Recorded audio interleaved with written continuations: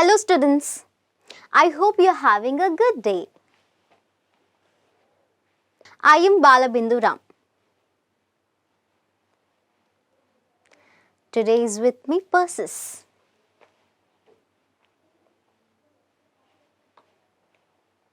Let us observe a few pictures on the screen. Mahatma Gandhi, Sardar Vallabhbhai Patel, Sarojini Naidu,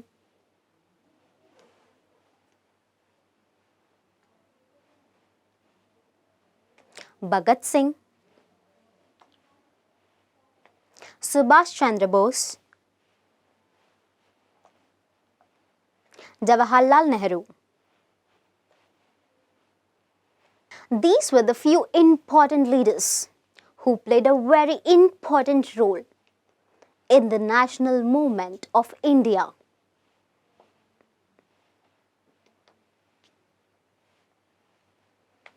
Today, we will study the final phase of the national movement for independence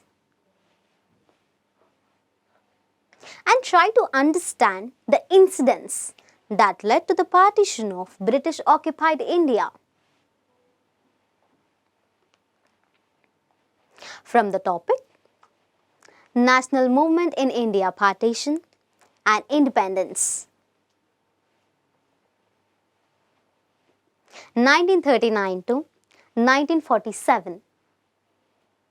From class 10th, Social Studies. Learning outcomes. You will be able to know about the conditions that prevailed in India before 1947, the methods adapted by the British to rule India, like divide and rule policy between Hindus and Muslims,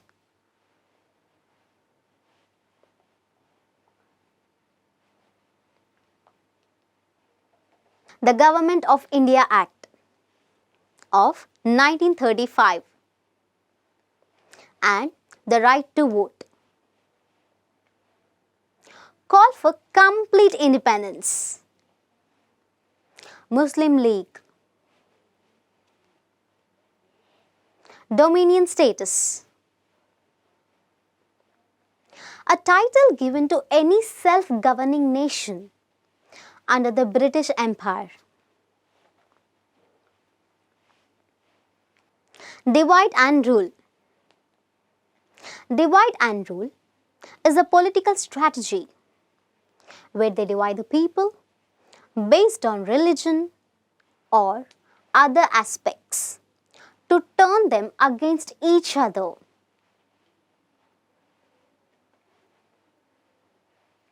Separate electoral. A separate electoral means that not only were the seats reserved for a specific group, but voting for it would be allowed for members of that specific community. Fascism. Very harsh control or authority in which people are not allowed to disagree with the government.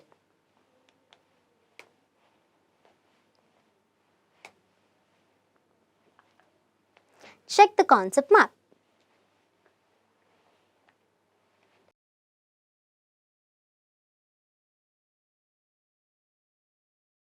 From the beginning of the 16th century,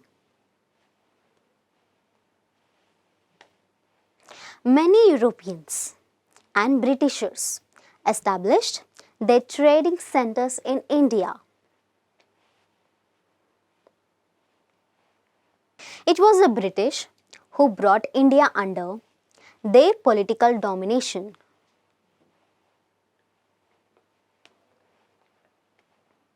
In the year 1857, the common people, with the help of the sepoys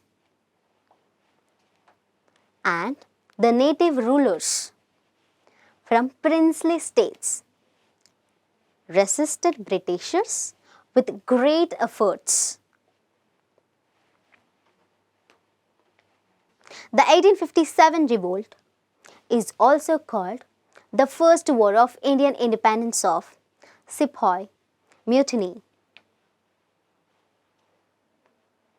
In this topic, we will be learning about the last phase of the Indian national movement.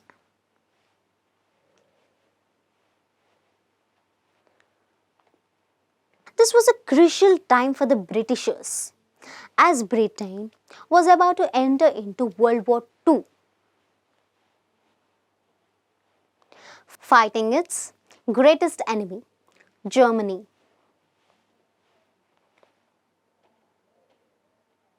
Indians wanted freedom, and this was the right time to take revenge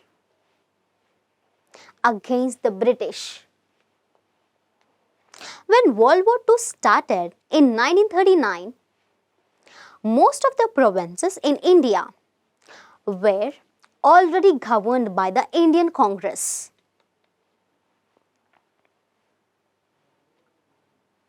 Indian National Congress (INC) was formed in the year 1885. The British Parliament passed the Government of India Act in 1935, through which they gave Indians the right to govern themselves to a certain extent. According to this, elections could be held in provinces through which the majority party could form the government.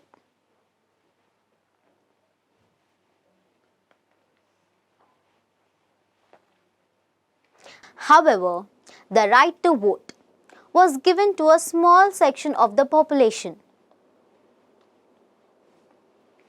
12% of the population for the provincial assemblies and only 1% for the central assembly. When elections were held in the assemblies of the 11 provinces in 1937, Congress won the most across the country. 8 out of 11 provinces had a Congress Prime Minister working under the supervision of the British Raj. As World War II was going on, Congress faced the difficult situation of whether to join a war and help the British in the war against Germany, Italy, Japan, and other Axis forces or not. But Britain decided that India would participate in the war. In the First World War, India supported the British by thinking that they were going to give us freedom. But they did not show any loyalty. So, this educated the Indian masses that they wanted a promise if India supported Britain. They should give independence in return. Congress was divided on this issue and expected that it would see the double standards of the British. British expected India to support them in the war, but not giving India full freedom.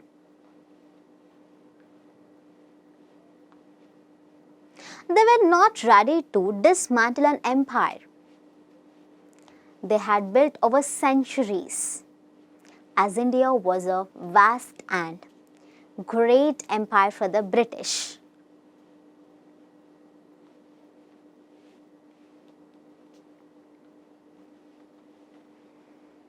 This was an important time for Britain because they were going to face elections.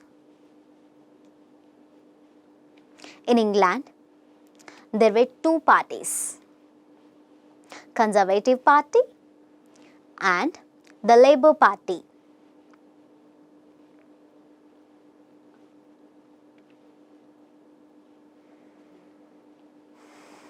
The all-party government was headed by Prime Minister Winston Churchill of the Conservative Party.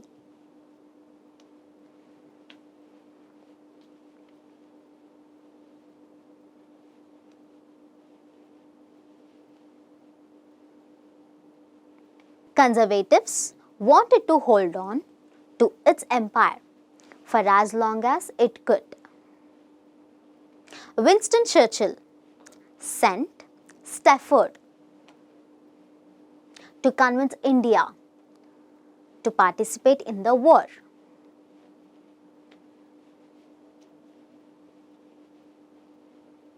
But did not promise any freedom. While the Labour Party, in contrast, was more sympathetic to the cause of Indian independence. The Labour Party designated Prime Minister Clement Attlee has promised that if the Labour Party comes to power in England, they are going to make India free. India is a diverse country where there are different languages, religions, castes, subcastes, etc. This was a great advantage for the Britishers to rule India. Keeping in mind the divide and rule policy, the Britishers were successful in ruling India for a very long period. The British were willing to give the status of dominion to India under the British Crown after the war.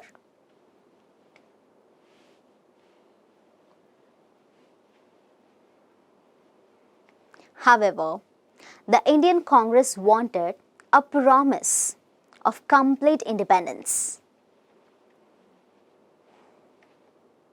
British did not agree to this by saying that they had to protect the interests of other communities in India. British did not believe that the Congress was a representation of all Indians. They further implied that Congress was ignoring the interests of many communities, such as Muslims and other minorities.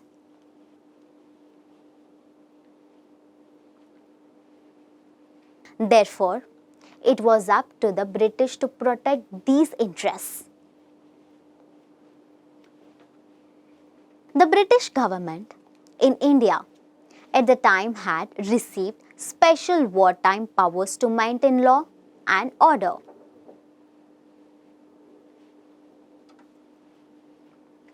So that the British could focus its efforts on the World War. Anyone who opposed the government could be jailed immediately.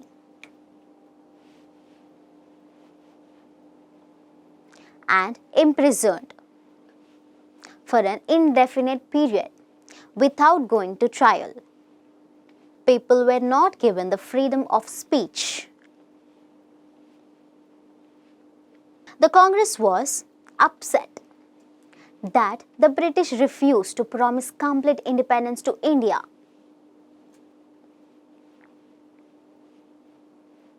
And decided to walk out of the provincial governments.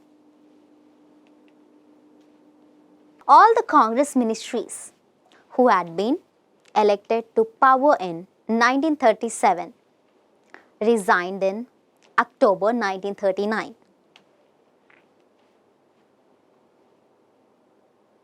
The British followed their principle of divide and rule by employing it more vigorously to achieve their goals of weakening the cause of Indian independence.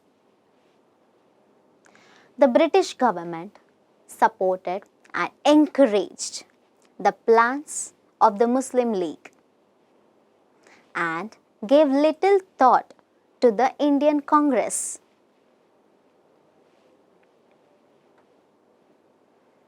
During this period, Muslim League and its leaders such as Muhammad Ali Jinnah became more active in national politics. Muslim League was formed in the year 1906. The founder was Muhammad Ali Jinnah.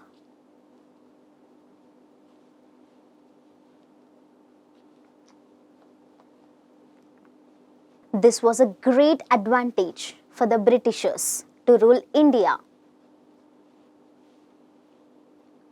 They demanded that the British should create separate seats for all councils for which only Muslims would vote.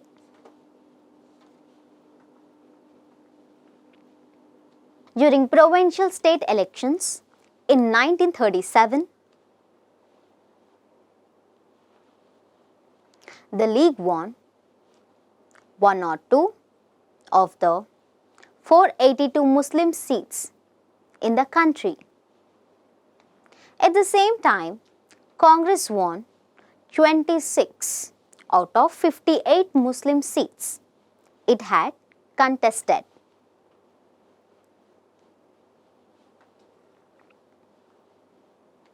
The Muslim League was popular in the United Provinces, Bombay and Madras.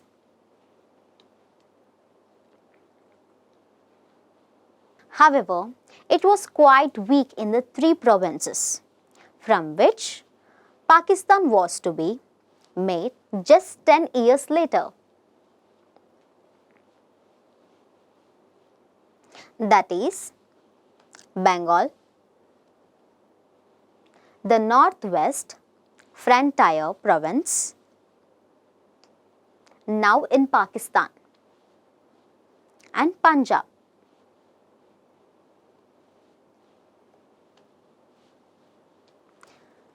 Even in Sindh, it failed to form a government.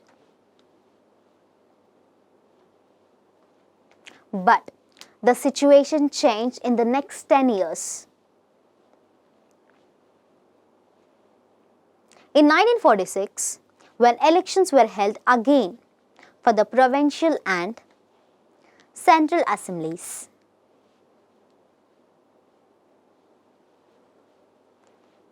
the League succeeded in winning the Muslim seats. So, in this video, we have seen the methods adapted by the British to rule India, like divide and rule policy between Hindus and Muslims.